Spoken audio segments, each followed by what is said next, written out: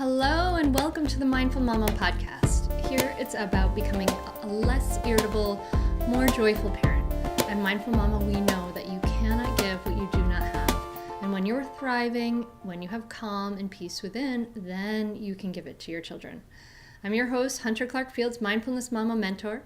I coach overstressed moms on how to cultivate self-awareness in their daily lives and take family and life to a new level of awakening. I've been practicing yoga and mindfulness for over 20 years, and I'm the creator of the Mindful Parenting course. And I'm the mom of two girls, ages 6 and 9, but not for long. Oh my gosh, the birthdays are coming. We are right around my daughter's birthday season. Their birthdays are less than a week apart. And oh my gosh, my oldest daughter is going to be 10 soon. Oh my gosh, I'm freaking out. It's so old. It's crazy. And my youngest is going to be 7, less than a week after that. So, oy, oy, oy. Anyway, thank you so much for being here, and I'm so grateful that you're here and that we get to spend this time together. I thank you for tuning in to the Mindful Mama podcast. If you're leaving a review, if you are subscribing on whatever you listen to, Stitcher, iTunes, thank you so much. It really makes a huge difference. I'm really grateful for that. This podcast is a solo podcast where I'm going to talk about the 2 things that parents actually really need, and not the things that we think we need. So they might be the things that surprise you. I don't know, maybe not. But this episode we are, let me spit this out, people. Mindful Parenting, the course for this spring 2017, enrollment is open, is going to be closing really soon on March 2nd. So if you're listening to this when this comes out, if you are not, hey, welcome. I'm so glad you're here. But anyway, if you're listening when this comes out, Mindful Parenting is open for enrollment now. And this podcast today, I'm going to talk a little bit about these 2 things that are so essential that we really go deep into in mindful parenting. But anyway, the Mindful Parenting course, if you want to peek at it early, is mindfulparentingcourse.com. So check it out. So anyway, so what are these 2 things, right? The surprising 2 things that parents really need. When I was a new parent, I spent a lot of time focused on getting the right things for this new parenting role. The baby carrier, oh my God, I love my Ergo. The stroller, the co-sleeper, the right toys, all that stuff, right? And like many of us, I had kind of subconsciously, I guess, bought into this idea that if I had the right stuff, I'd be ready. You know, for me, it was like I was at the birth center and had these crunchy friends, so the right stuff was like everything wooden and, you know, all that kind of thing. But, I mean, this is a joke, right? The stuff is not the important thing. I wasn't really ready. No one's ready, I guess. But by the time my daughter was 2 years old, I had figured out that the organic baby food wasn't going to make it or break it factor in my parenting. And really my interactions with my daughter depended very little on what kind of stroller I had or what kind of toys she had. And in fact, that stuff didn't matter at all. It was the quality of our relationship on the moment-to-moment basis that mattered. But it seems, I think, that the stuff is so much easier to control, right? Like we can go and get the right stuff. We can go and get the non-toxic toys and the organic cotton clothes, you know, but the quality of our relationship seems so much more nebulous. And since it's maybe a quality of mind and heart that goes into that, it feels like something that we can't change and shift or grow and cultivate. Anyway, now that I've taken the jogging stroller around the block a few times, can't believe she's going to turn 10. Oh my gosh. Anyway, I realized that the 2 things that I really did need, the 2 things that mattered most, they weren't even on my radar. And parenting is like that, right? Like we think we've prepared by reading baby books and getting a boppy, but this parenting thing really hits us over the head anyway. I mean, it's like a crucible of learning, I think. But anyway, what are those 2 things that parents really need? So first, let me say this. by the time our child is walking and talking, we start to realize, what parenting is. And what it is how we respond to our child in each moment. And parenting is really easy when things are going well. When there are no problems, when it's peaceful, then we're all pretty awesome rockin' parents. We can enjoy our kids. Life is great. I was a great parent when my daughter was happy. We went on walks together and read a ton of books. I had ascribed to the idea that parenting was instinctual, quote unquote. And these easy moments confirmed that. But then, when she was not happy, I was overcome by stress. And my quote unquote instinctual responses devolved into the same angry and frustrated responses that my own parents gave to me. It was not helping, to say the least. So let me be clear about this. When I say my own angry and frustrated responses, it means I lost my cool totally, and I yelled at my child and I scared her, and it wasn't cool. It was really weird. I was completely eroding our relationship, and it was horrible. This is when we need help. Parents really need help when we have conflict. When there's a conflict, a few things happen. Our stress response kicks in and we become reactive. And then we often communicate from old patterns. That's when, for me, your own parent's voice comes out of your mouth, and maybe it's something unskillful. So we can break it down into two problems.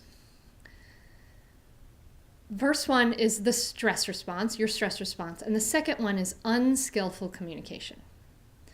So we come into the most trouble in our parenting when we're stressed. So it's important to really understand, what is the stress response? And there are biological and evolutionary reasons why we lose it. And so losing it refers to those fast, automatic reactions to some perceived threat, which can be triggered in stressful interactions with our child. Like that protective part of ourselves sees our child as a threat because we're feeling upset, right? And that literally cuts off this lower reptilian brain stress response, literally cuts off the rational, thoughtful part of our brain, the prefrontal cortex. So the first and most fundamental thing we need as parents for a stress response is mindfulness. And so mindfulness is a practice of continually training our attention back to what is actually happening in the present moment with a friendly and curious attitude. You've heard of it. It's a buzzword for good reason. Mindfulness practice is one of the single most effective tools we have to lower our stress response and become less reactive. With practice, with regular daily practice, and it doesn't mean I'm not, sending you out on a cushion for an hour every day to hold your hands in a beautiful position, cross-legged, and go, it's not that. It's more like, let's sit still and we work on training the mind, right? And with this practice, we can acknowledge our thoughts and feelings, but this is the key. We aren't then swept away by them. We still have those feelings, right? We still have them, but we can be not swept away by them. We can be non-reactive to those intense feelings. We can learn to take care of those big feelings. Think about this. For parents, it's a complete game changer. With a mindfulness practice, we can cultivate the ability to slow down that stress response. With the stress response slowed down, then we can respond to our children thoughtfully. Honestly, you may hear parenting tips and things like that, but all that stuff goes out the window with the stress response. So if we are doing nothing, all that parenting knowledge is BS without doing something to take care of the stress response. We need to take care of our response so that we can be less reactive, and then we can respond to our children thoughtfully. So for me, in my own story, when my daughter was little and I was yelling and it was a mess, as a longtime student of mindfulness, I saw that I needed to stay disciplined with my practice so that I could be more grounded with my daughter. And, a client of mine has talked to me about it. She said, after settling myself through daily meditation and yoga, I was able to come out of the fog and see a lot of things I needed to work on. Now I'm able to really listen to my kids. I'm able to respond calmly most of the time. And that's huge, right? And the thing is, mindfulness is really doable, and it really, really does change everything. And that's why I've created, a number of ways to help parents create a mindfulness habit. I do a virtual retreat to help you create one every once in a while. You can catch that sometimes on my website, hunteryoga.com. But anyway, so that's that, right? We need that mindfulness. We need that mindfulness factor because we need to take care of our stress response. We want to be present for our kids. Otherwise, we're always reactive, or we're in the future, or we're in the past, or we're in our to-do lists. And, how can we love them if we're never here? We're never grounded in here and present with them. Okay, so then here's the catch, right? Once we are able to calm down and become less reactive, what do we say? So many, many people are like me. The language that I used was the language I grew up with. Commands and demands that didn't work, actually, and caused a lot of resentment in my young child. Still do. Whew.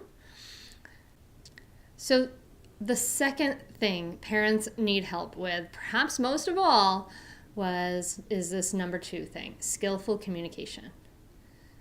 We go into parenting with great intentions to be loving and kind, but the combination of our stress response and our unskillful, habitual ways of communicating, we really get stuck, right? It's hard. It's really hard and not easy, and it can put ourselves into incredible doubt and uncertainty. And since parenting comes down to, at its core, our moment-to-moment interactions with our children, parents need training in how to communicate in these moments.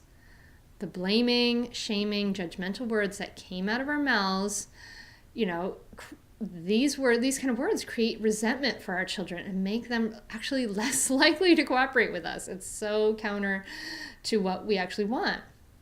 And the crazy thing is that this language may be so much of a habit for you that you don't even recognize it as harmful. I mean, I didn't. I completely didn't.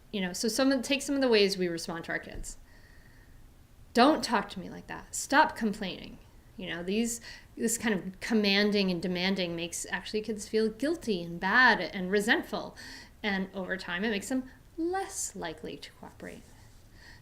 What about this one? If you do that, I'll have to take away your whatever, right? Your screen time, your candy or whatever. So threatening, right? Threatening also causes your child to really resent you and makes kids less likely to want to cooperate. What about something like this?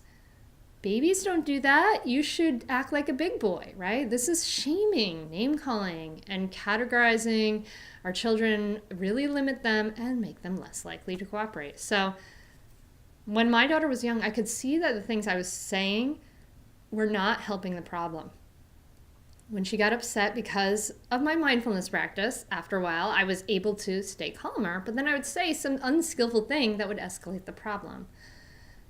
So the good thing is there are ways of communicating that really help, but it takes training and practice.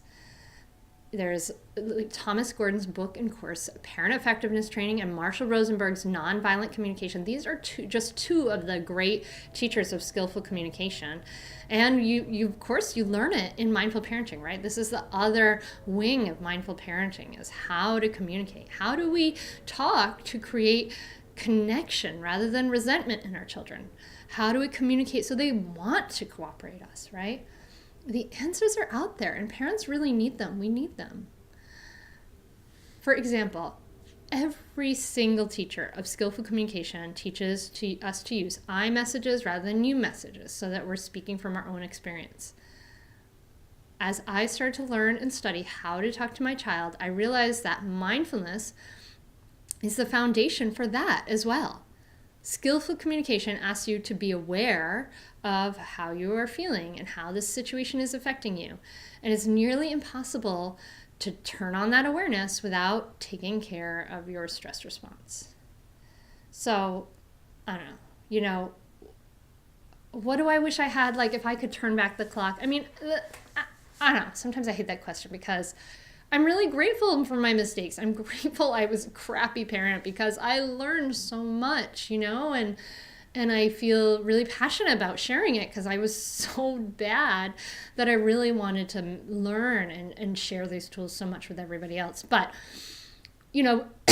what do I wish I had as a young parent? I would have given up all the cool stuff for mindfulness for the stress response and cultivating non-reactivity and skillful communication for more cooperation and better relationship. I really believe that mindfulness and skillful communication are incredibly powerful tools for parents for every part of our lives. And okay, so I say that, what do I wish I had as a young parent? Yes, as a young parent optimally. But the thing was, I started to learn the skillful communication skills as my daughter was older. And yeah, we had some pushback because it was different from what I was doing. But our relationship today is so much closer than it ever was. I never have to punish my kids. They cooperate with me because they want to. It's pretty amazing. Our relationship is better probably than it ever has before. And they're using these same skills with each other. Like I hear my youngest daughter say, when you did that, I felt bad. She can use these skills and it's going to shift things for life. They're not going to have to go back and relearn this all the way I did. So these two things, mindfulness and skillful communication, we need them both, right? These two things, though, they can change the world, literally, one family at a time. And that's why these are at the heart of my mindful parenting course. So mindfulness and skillful communication, I kind of feel like they're like two Harry Potter superpowers that you need to know about. They're magic, and there's no bad side effects. Thank you so very much for listening to the Mindful Mama podcast. I hope that you enjoyed hearing about mindfulness and skillful communication and why we really need both.